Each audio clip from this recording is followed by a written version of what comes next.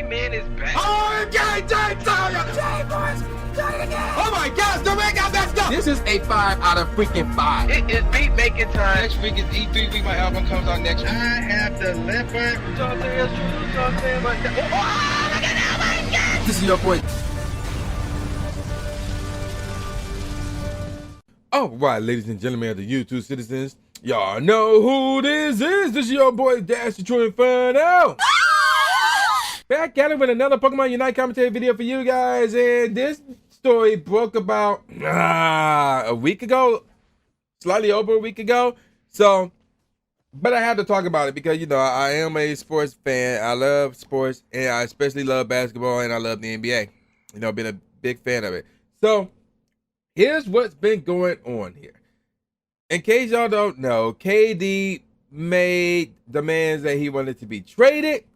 And then it went from him wanting to be traded to he went to the owner of the Brooklyn Nets squad that he's currently a part of. He signed a 4-year extension, and the 4 years starts this upcoming season, by the way.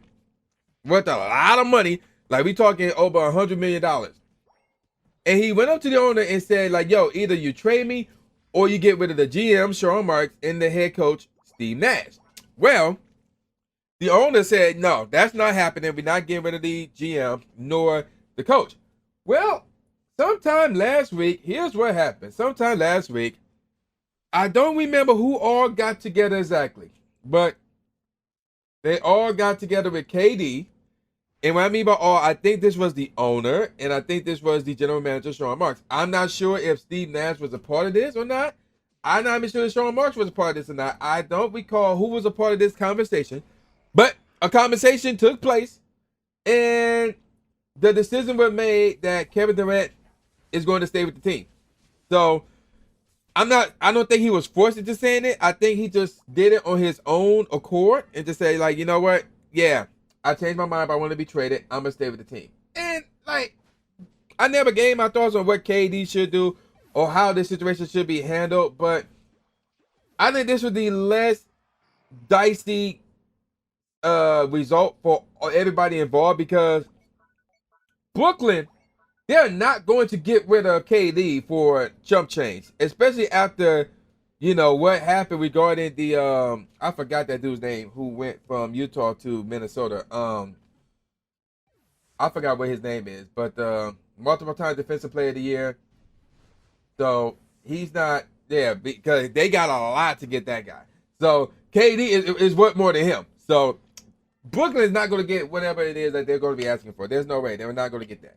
So that's why this is the best case scenario for Brooklyn and the best case scenario for KD, because KD had to realize, because of how much he is worth, because we're talking about arguably the best player in the world. To me, he's second behind LeBron James, but he had to realize, yo, he's worth a lot for a team to try and get him. And whatever team that he shows up with, they're not going to be a title contender because they're going to give up a lot of stuff just to get him. So there you go with that. Now, again, this was the best case scenario for them. Now, what do I think will be the future for the Brooklyn Nets in terms of this upcoming season, in terms of them like competing for a championship, trying to make it to the finals, and how they would be in the Eastern Conference, things of that nature? It's still up in the air. I can see this squad going to the Eastern Conference Finals, but I'll be honest, that's it. That's it. So let's recap what they got going on at this moment in time. And by recapping, I mean, let's look at their roster as it is right now. Now, granted, stuff could change between now and the start of the season, and even really during the season, because, you know, you can still make trades and stuff like that, because the trade deadline isn't until what? Late January, sometime in February, something like that. So changes can be made. Changes can be made to the roster. So, but as it is right now, I'm a little bit under the weather. Let's take a look at it as it is right now. So they got Royce O'Neal, who I heard is a good player. TJ Warren, who is a really good player. Blake Griffin, who somebody say is past his prime. Edmund Summers, I have no clue who that is. Davis Duke Jr., I heard he's a good player. Obviously, KD is there. Patty Mills is a really good player. Ben Simmons. So this is the interesting one right here. Ben Simmons is interesting because he got injured, didn't play last year, and then there was this situation with Philly. He was brought over from Philly to Brooklyn. He didn't play at all. But now the word is he's willing to play. He's down. Like, yeah, he's all in. That's the word with Ben Simmons. So we have to wait and see what's up. Then they also got Kyrie Irving, who had his issues, and I talked about them last year as well. But well, now he's playing, because this is his contract year. Because if he don't show up and perform, whatever offer he thinks he wants, whatever offer that he's trying to get, he's not going to get it. Unless he shows up, for one, and for two, he performs. So there's that. Joe Harris, really good player. He can shoot threes. Kessler Edwards, I have no clue about him. Yuta Watanabe, name sounds familiar, but I'm not 100% sure about him. Dayron Sharp, not sure about him. LaMarcus Aldridge just came out of retirement to play, so you know he's decent, I guess. Cam Thomas, not sure about him. Steph Curry, one of the best shooters in his brother is Stephen Curry, who just won the NBA championship and got Finals MVP. So, yeah, brothers, like legit brothers, and they both can shoot. So Steph Curry can definitely shoot. Alondae Williams, I don't know about him.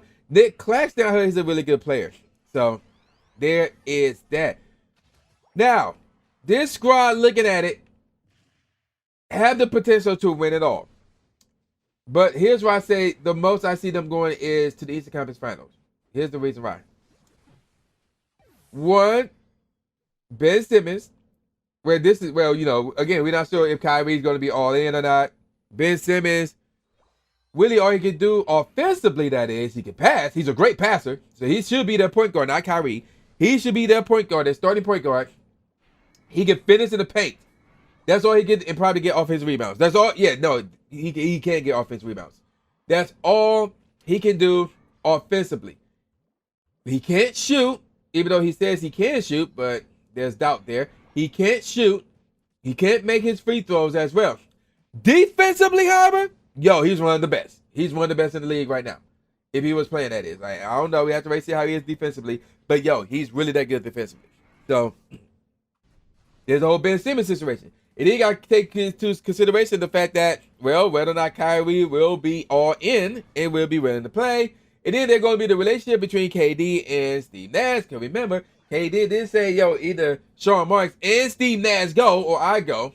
So, there's that interaction. But I'm not worried about that because they're all grown men. So they can put whatever animosity that they might have towards each other, they can push that aside. Whatever. So be it. But here's the main reason why I got issues in terms of them going to the finals and winning it all. Ben Simmons, Kyrie Irving, and Kevin Durant, all three of them, at the very least, are injury prone. They're all injury prone. If memory serves me correct, I believe Patty Mills is injury prone, but I'm really focusing on the all-stars, superstars here. Ben Simmons, Kyrie Irving, and Kevin Durant, all three of them are injury prone. Over the course of the past, 6 years, they're all dealt with injuries. Ben Simmons has been injury prone basically his entire career. In the final years, KD been in Golden State, he been injury prone ever since. And then Kyrie been injury prone for 6 years straight since his last 2 years in Cleveland, throughout his entire time in Boston, and even his time here in Brooklyn. He's been injury prone. And you know, you can't ignore that and say, oh, well, injuries aside. No!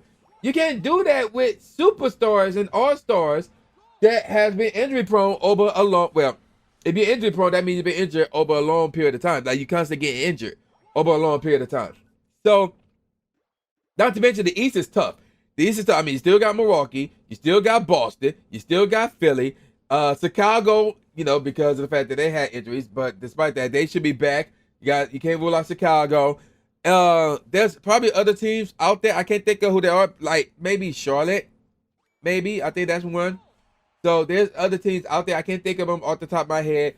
And maybe Toronto too. So, and I'll be honest. I really like my Detroit Pistons. I really like how things are looking for them. So the East is pretty tough. So it's going to be very interesting to see what's up with the squad in combination with the injuries, in combination with the competition. So that's why I see them at the most going to the Eastern Conference Finals, and that's it. I don't see them winning the Eastern Conference Finals. I don't see them going to the NBA Finals. So that's my thoughts about this Brooklyn Nets squad. Unless something drastically changed, like for example, Giannis got to season-ending injury or something like that. Then, you know, something like that happens. Then we have a different story. But I'ma call it a wrap. So with all that said, y'all know who this is. This is boy New J Gatsby, aka New Stephen A. Smith, saying peace out, y'all, and I'll see y'all next time. Yeah.